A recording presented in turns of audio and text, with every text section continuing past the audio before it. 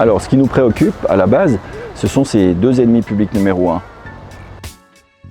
Parce que c'est bien connu, quel que soit votre âge, vos capacités, vos origines, votre genre, nous ne bougeons plus assez.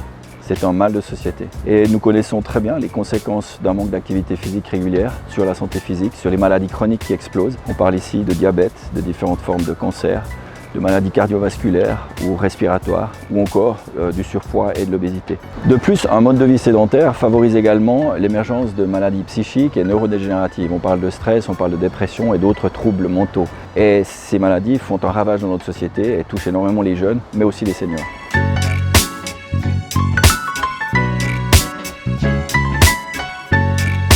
Alors la facture et la fracture sociale deviennent de plus en plus lourdes à porter pour les autorités. On parle d'isolement, de délitement du lien social, de décrochage scolaire ou d'absentéisme, sans parler évidemment de la hausse permanente des coûts de la santé en général. Et en plus, lors des 2 dernières années, l'épidémie de Covid-19 n'a fait qu'accentuer une épidémie préexistante de sédentarité.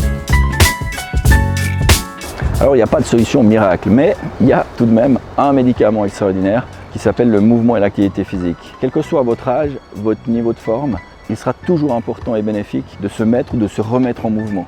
Une activité physique régulière est extrêmement bénéfique pour tous.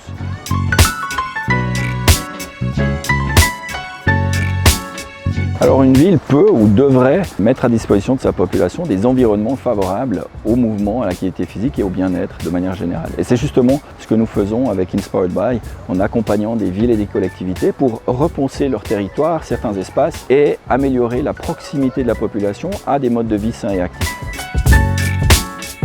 Alors il s'agit de comprendre son territoire et sa population et d'aller au-delà d'un simple street workout ou d'éléments sur une place de jeu commandés dans un catalogue. Il s'agit d'avoir un concept global et d'aller aussi au-delà des clubs de sport traditionnels, des salles de sport ou de fitness et de considérer finalement la ville dans son entier comme un terrain de jeu. Et comme il y a aujourd'hui une demande grandissante pour les sports dits sports libres, c'est une opportunité pour les villes aussi de répondre à ces besoins en aménageant leur territoire, en mettant à disposition un certain nombre d'équipements en libre accès et parfois aussi en encourageant la pratique, en accompagnant la population à travers des programmes.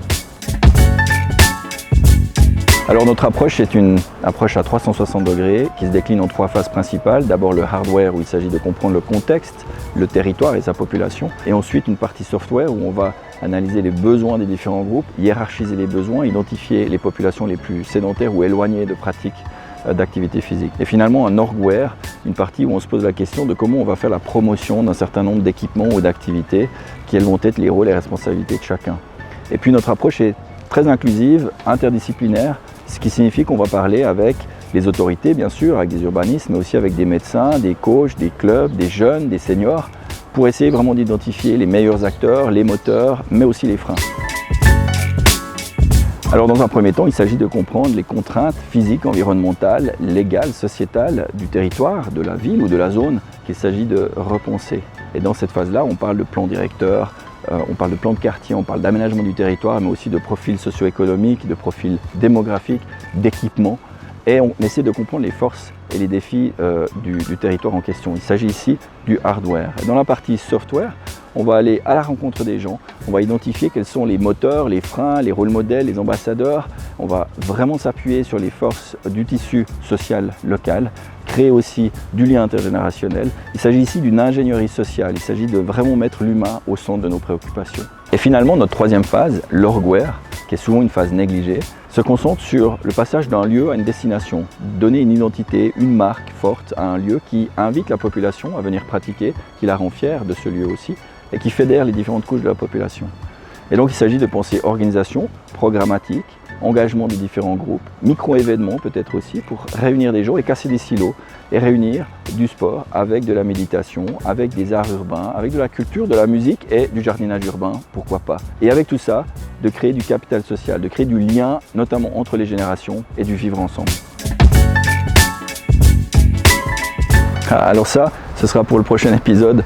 Nous allons vous présenter ce que nous faisons ici avec la ville de Carouge pour réimaginer ce magnifique parc public et en faire le carrefour du mouvement de la ville, un magnifique laboratoire de design actif.